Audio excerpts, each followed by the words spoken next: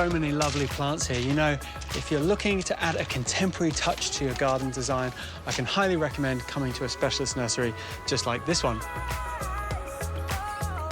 But you need to come before you start the landscaping. That way, you can design the whole project around the plants you love. Oh, this is so good.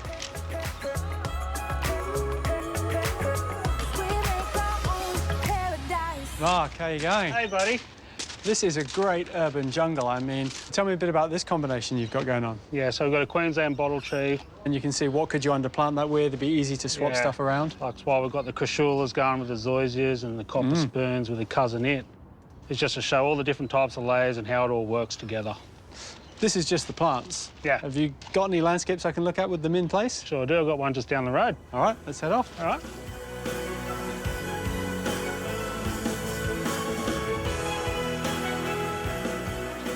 Oh, Mark, this place is pretty understated, isn't it? Yeah, you could say that, Incredible. mate. Absolutely sensational. And this view as well. Yeah, not many places with a view like this. No, there isn't. But you know what? There's lots of little pockets of design in this garden that you could take home and really make your own. Awesome.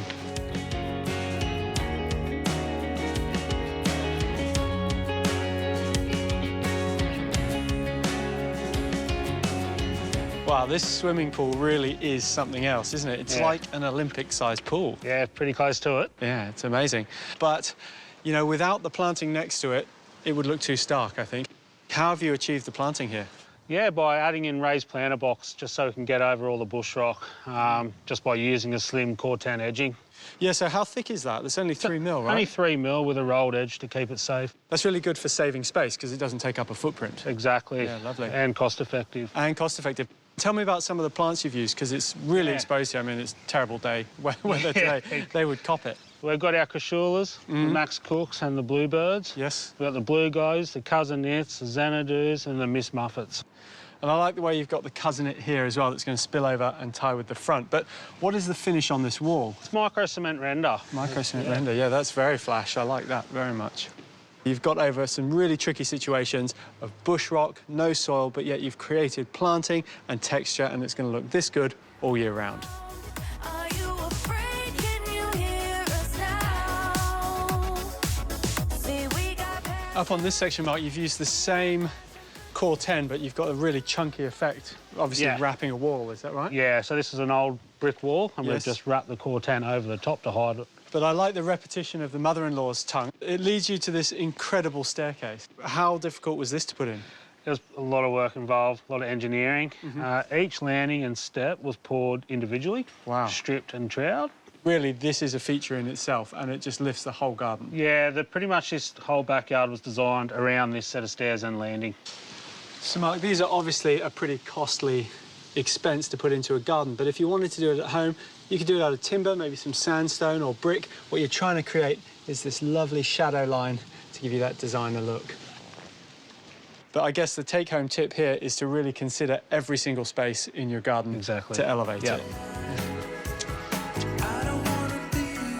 You come up into this top part of the garden and there's just lovely textures in the planting, but this dragon tree is an absolute whopper. It took 5 of us to carry it in. 5 guys, so you brought it all the way down. All the way down. I really like the way it's balanced off by the grass tree over here. Yeah.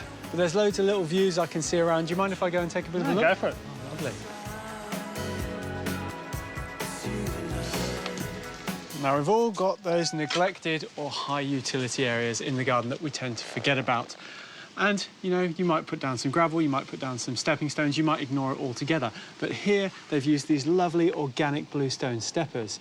Now, not only do they look great, but the colours tie in with the various concrete finishes they've used around the property, and they've softened it all with this. This is a zoysia grass. Now, this is clumping, and it's going to fill in lovely. I sometimes call this Teletubby grass. It's taken this forgotten area into something. It's a really nice spot in the garden. And they've finished it off with these rhapis palms. Now, rhapis are really good if you don't get much sun and much light, and they've transformed this alcove into a lovely tropical feel.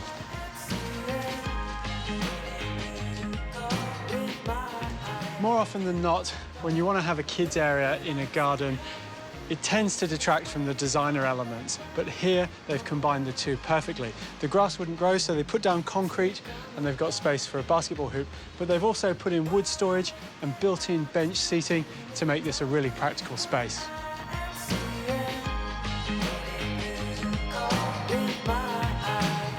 What every good garden needs, Isn't eh? it? Especially on a wet day like today. It's really nice around here. I'm really enjoying the heat. I think so. Every backyard needs a fire pit. Yeah, this one I absolutely love. How did you create this? This is all laser cut form ply. Okay. So we worked out the radius and sent it off to get lasered, and Yep. then brought it back in, formed it together, poured the concrete, stripped it, troweled it off, and finished. So there's quite a process to get this look, and it just looks effortless. It's a huge process. Well worth it. I love the way the plants dissect into it, really softening it, because otherwise it'd be quite harsh. Yeah, and that's why we also went with the crazy pave on the ground, just to try and mix up the materials a bit as well. Yeah, and they complement each other really well. I guess if you don't have a view like this to look out on, the circular design works really well, because you can have stalls and it kind of faces the energy inwards. Yeah. And if you had one tip to give someone who's looking at designing a garden like this, what would it be? You don't have to have 100 features in your backyard. Just pick the main couple of features and do it right. So less, but do it well. Yeah, less is more. Well, this garden is a real masterclass in form and function, and thank you so much for showing me around. I've really enjoyed it. Anytime, thank you. Let's get some more wood on this fire. Yeah.